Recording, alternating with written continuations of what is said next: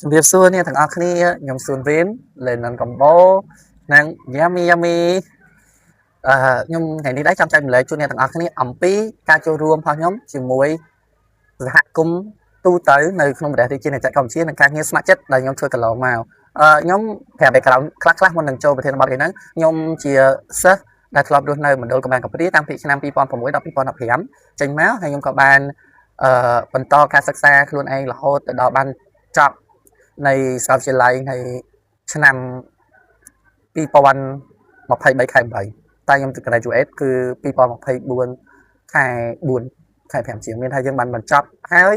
តែសញ្ញាបត្រយើងចេះតាមផ្លូវការតែយើងបានសញ្ញាបត្រចំនួនហ្នឹងហ្នឹងហើយថ្ងៃហ្នឹងដែរខ្ញុំប្រាប់អ្នកទាំងអស់គ្នាថាតែនៅពេលខ្ញុំជាយុវជនដែលមានជីវភាពខ្សត់ខ្សោយហើយចង់ចូលរួមកិច្ចការងារសង្គមហើយជាពិសេសមួយទៀតហ្នឹងចង់ចូលរួមលើកកម្ពស់ការយល់ដឹងអំពីបរិស្ថានជុំវិញខ្លួនហើយរវល់ធ្វើការទៀតនោះមានថាជានិស្សិតហងរវល់ធ្វើការខ្លួនឯងផងតែចូលការងារសង្គមហើយសិក្សាតាមសង្គមបែបណាអ្វីដែលខ្ញុំអាចឆ្លើយបាននោះគឺពេលវេលាកាលណាអ្នកទាំងអស់គ្នាហ៊ានចំណាយពេលវេលានិងការបែងចែកពេលវេលាត្រឹមត្រូវអ្នកទាំងអស់គ្នានឹងបានចូលរួមវាហើយគ្រាន់ថាពេលខ្លះមួយចំនួនវាជាន់ថ្ងៃគ្នាវាជាន់ម៉ោងគ្នាអញ្ចឹងយើងត្រូវស្នើសុំទៅដល់ថ្នាក់លើថាបងវា10វគ្គអញ្ចឹងអាចមួយវគ្គពីរវគ្គដែរនឹងជាន់ហើយអញ្ចឹងយើងប្រាប់គេមុនទៅគេនឹងវាខានការទទួលយកអញ្ចឹងថ្ងៃនេះដែរនេះខ្ញុំសម្ដីវិខេតមួយនេះខ្ញុំទទួលបាននៅក្នុងអំឡុងឆ្នាំ2022ដែលខ្ញុំជានិស្សិតសាកលវិទ្យាល័យឆ្នាំទី2ហើយខ្ញុំបានប្រកបមុខរបរជាគ្រូបង្រៀនថ្នាក់ Kinder full time ហើយសៅរ៍ទឹកខ្ញុំទៅរៀនសាកលវិទ្យាល័យហើយខ្ញុំសិក្សារយៈពេលមកវិជ្ជា soft skill training នេះរយៈពេល10ម៉ោងនៅក្នុងមួយ10ម៉ោងក្នុង4សប្តាហ៍ដែលរៀបចំឡើងដោយអង្គការមិត្តសម្លាញ់អង្គការ Future នេះអ្នកទាំងអស់គ្នាអាចទៅរកអង្គការពួកគាត់បាននៅក្នុងមាត់ទន្លេខ្ញុំបានចូលរួមជាមួយគាត់ហើយសួរថាខ្ញុំបានសិក្សា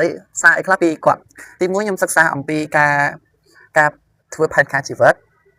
របៀបភាពជាអ្នកដឹកនាំការប្រឹក្សាយោបល់ការលើកកម្ពស់សុខភាពផ្លូវចិត្តនិងផ្លូវកាយផ្លូវភេទ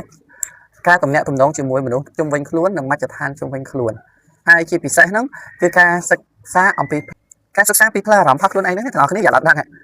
យើងតែប៉ិតវាជាទម្លាប់វាជា activity ជាប្រចាំថ្ងៃទេថាប៉ុន្តែអ្នកទាំងអស់គ្នាប្រហែលคลิกមួយដូចគេថាកុំស៊ីតាមខ្លួនកុំហ៊ានតាមចង់អញ្ចឹងណាហើយអញ្ចឹងទៅដូចថាឧទាហរណ៍ថាមិនមែនយើងអត់លុយទេប៉ុន្តែយើងត្រូវស្ទែលលុយហ្នឹងទៅធ្វើអីផ្សេងមួយទៀតអញ្ចឹងយុទ្ធសាស្ត្រខ្ញុំតែចែកម្លែកនៅក្នុងថ្ងៃហ្នឹងខ្ញុំអត់ចាំថាបងណាយកប្រើបានទេប៉ុន្តែយើងមានតិចរៀងខ្លួននៅពេលហ្នឹងយើងចែកម្លែកព្រោះអ្នកចូលរួមហ្នឹងអត់ប្រកាន់វ័យអត់ប្រកាន់ភេទអត់ប្រកាន់នាការថាគាត់មកពីតំបន់ណាហើយឲ្យតែគាត់មាន smartphone ហើយចូលរួមសិក្សាររយៈពេល4សប្តាហ៍ហ្នឹងក្នុងមួយថ្ងៃ1ម៉ោងបានហើយយើងសិក្សាចន្លោះម៉ោងសម្រាប់គឺម៉ោង12ដល់ម៉ោង1អញ្ចឹងវា challenge មួយខ្ញុំយ៉ាងម៉េចឆ្ងាញ់រូបមន្តដែលខ្ញុំសូត្រប្រចាំថ្ងៃនៅទាំងអស់គ្នាដឹងអីដើរកាត់របស់ដែលខ្ញុំចង់ទិញកុំទិញទី1ធ្វើចំណុចហ្នឹងគឺទី1ដាស់តឿនផងខ្ញុំហើយខ្ញុំអាចសំលុយបានទិញម៉ូតូថ្មីមួយគឺនៅក្នុងឆ្នាំហ្នឹងផងដែរគឺបាន Sumer មួយឯងប៉ុន្តែវាមិនថ្មីវាមិនទឹកវាអាចមកជិះគ្រាន់បើជាងកូនទាខ្ញុំជិះពួកខ្ញុំ1.7ម៉ែត្រទី2សុទ្ធធម៌ទី2របស់ខ្ញុំដើរកន្លែងគេឆ្ងាញ់ប៉ុណ្ណាឈ្ងុយប៉ុណ្ណាក៏ដោយប៉ុន្តែបើខ្ញុំធ្វើឲ្យខ្ញុំចង់ញ៉ាំ hamburger ខ្ញុំធ្វើតែ hamburger ហើយតែគ្រូ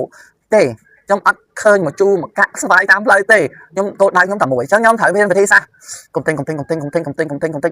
មក hamburger អញ្ចឹងខ្ញុំញ៉ាំ hamburger អញ្ចឹងមិនខ្ញុំចូលចិត្ត hamburger អញ្ចឹងខ្ញុំទោះឃើញអីឆ្ងាញ់ជាង hamburger ហើយបើ hamburger រសជាតិសត្វកកទៀតកាន់តែចូលចិត្តអញ្ចឹងនេះជា technique ដែលខ្ញុំបានរៀនហើយមួយទៀតដែល technique ដែលខ្ញុំបានរៀនខ្លាំងបំផុតនៅក្នុងកម្មវិធីហ្នឹងអ្នកទាំងអស់គ្នាដឹងហើយគឺការស្គាល់មនុស្សជុំវិញខ្លួនចម្រុះភាពខ្ញុំថាខ្ញុំបានស្គាល់បងជាច្រើនដែលគាត់ជាម្ចាស់អាជីវកម្មគាត់ជាអ្នកធ្វើការងារពេញម៉ោងធ្វើការងារក្នុងក្រសួងធ្វើការងារក្នុងវិស័យឯកជនលោកគ្រូពេទ្យអ្នកគ្រូហើយជាការងារ freelancer ដល់ឥឡូវ freelancer ឆក់មកជាប់ខ្ញុំដែរខ្ញុំធ្វើការងារ freelancer ហើយនិយាយថាខ្ញុំទៅរៀនគាត់បាន1ម៉ោងអញ្ចឹងសួរថាអ្នកទាំងអស់គ្នាស្ដាប់ទៅជំនាញ soft skill ហ្នឹងវាជាជំនាញធម្មតាដែលមនុស្សម្នាក់មានប្រចាំថ្ងៃក្នុងខ្លួនប៉ុន្តែអ្នកទាំងអស់គ្នាគិតបែបហ្នឹងប៉ុន្តែខ្ញុំចង់ឲ្យអ្នកទាំងអស់គ្នាគិតលើពីហ្នឹងបន្តិចវាជារឿងធម្មតាសម្រាប់ការងារប្រចាំថ្ងៃប៉ុន្តែវាមិនធម្មតានៅពេលដែលអ្នកឲ្យតម្លៃវាថាការងារនោះអ្នកបានធ្វើវាដដែលប៉ុន្តែភ្លេចគុណតម្លៃរបស់វាបាយបាយ